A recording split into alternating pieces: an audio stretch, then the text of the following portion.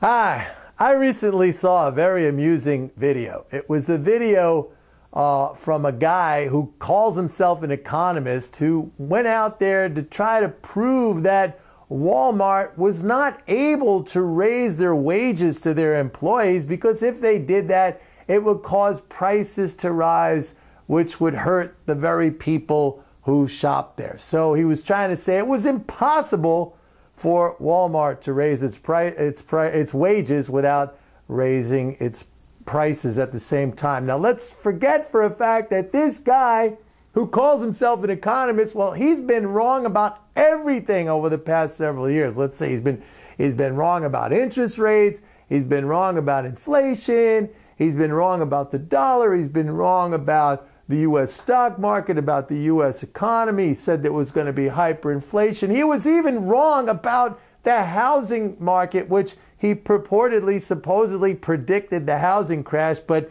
you know, home prices have already recovered up and beyond the level which goes back to the time where he predicted the crash. But let's leave all of that aside. Let's get to this little video that he did where and now this guy claims to be worth tens of millions of dollars, very important guy with a brokerage firm here in the United States and a brokerage firm in Canada and a bank and a money management firm. He's got all this stuff. He's a very successful multimillionaire oligarch. Just ask him, he'll tell you. Anyway, he was standing out there in the parking lot of a Walmart with some handmade cardboard signs with some lady next to him.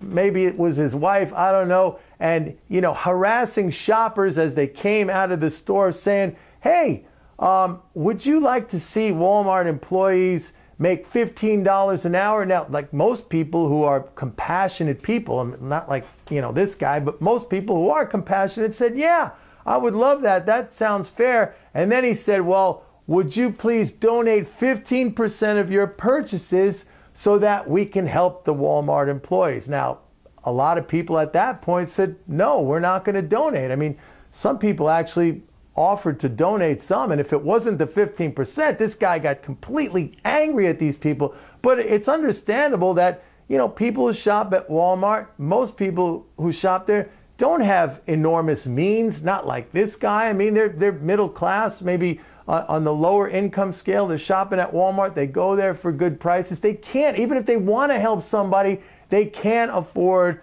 to pony up that extra. But here was the funny part.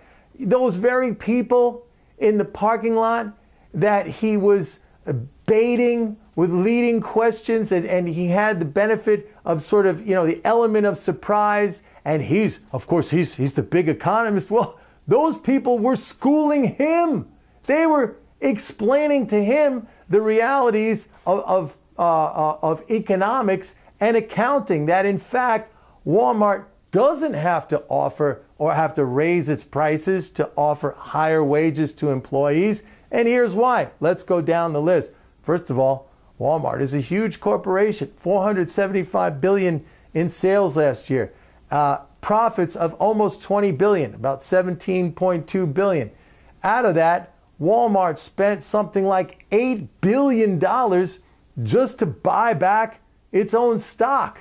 $8 billion to buy back its own stock. Now, is that a productive investment? If Walmart were to pay every single one of its employees, it could afford to pay another almost $6,000 a year to every single one of its U.S. employees if it didn't buy back its stock. So there was plenty of money there without having to raise prices.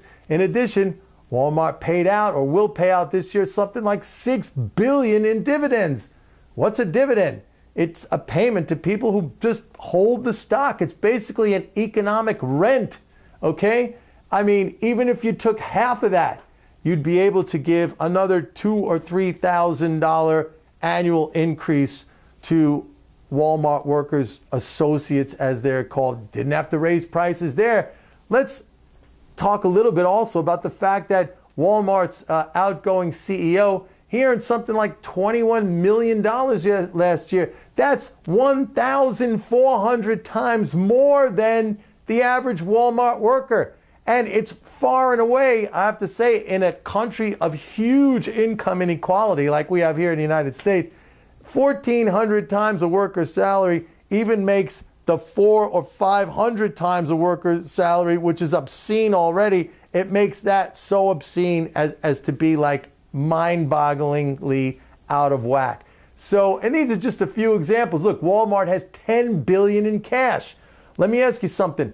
Why does one of the largest companies on earth have to sit on so much cash when they have literally unfettered access to the capital markets? If Walmart needs some money to borrow or invest or make payroll, they could tap the equity or the credit markets all day long at very, very low rates. You got $10 billion in cash, which is a management decision to keep that. It's also a management decision to pay those dividends. It's also a management decision to buy up almost $10 billion worth of its stock. It's also, hello, a management decision not to pay your employees a lot of money. And by the way, those sales associates, they earn about $15,600 a year, which is below the federal poverty line of, I believe it's $23,500 for a family of 4. But here is the worst, or I should say the most egregious offense.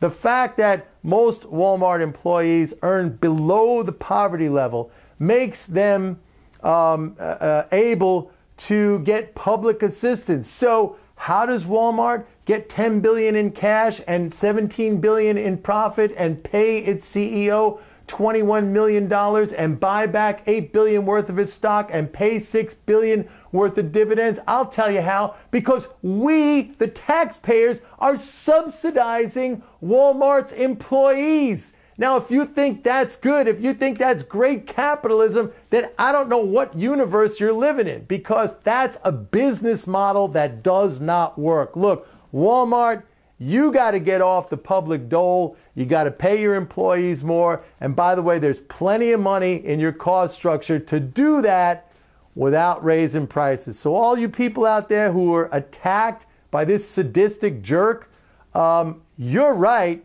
and he's wrong. But that's nothing unusual, because he's wrong all the time. Anyway, that's it, folks. See you next time. This is Mike Norman. Bye-bye.